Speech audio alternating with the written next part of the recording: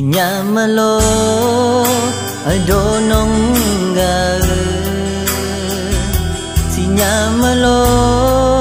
ở đâu nông chỉ gà tên mỏ nhà xì nhà mà lo ở đâu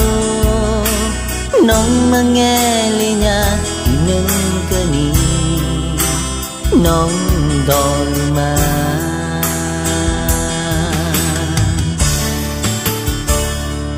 mi phala ado ni mama pha cho anh gờ thì rồi mà nghe lệ nhà thì bồi mà về chưa nhà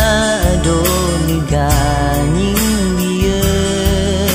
yo nâng na lu yo mi na lu ni mo lẽ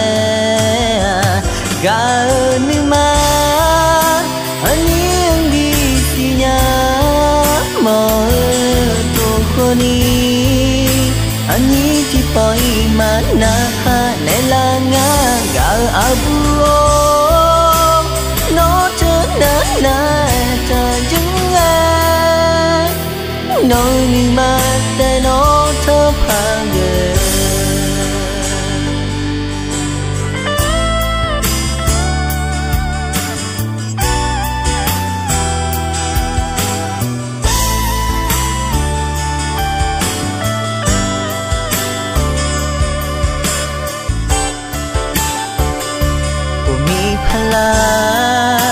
ado ni mama pha cho anh gờ thì rồi mà nghe lệ nhà thì bồi mà về chưa nhà ado ni gà những bia yo nâng na lu yo mi na lu ni mo lẽ gà ni ma anh đi xì nhà mơ tô cô ni anh chỉ bơi mà na ha nè la nga gà abu nó chớ na na ta chứng nghe nói ni mà để nó thơ phá người gà ni mà anh đi xì nhà mơ tô cô ni anh chỉ bơi mà na ha nè la nga gà abu nó chớ na na ta chứng nghe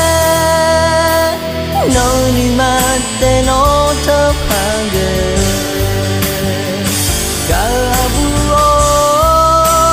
nó chớ na na ta chứng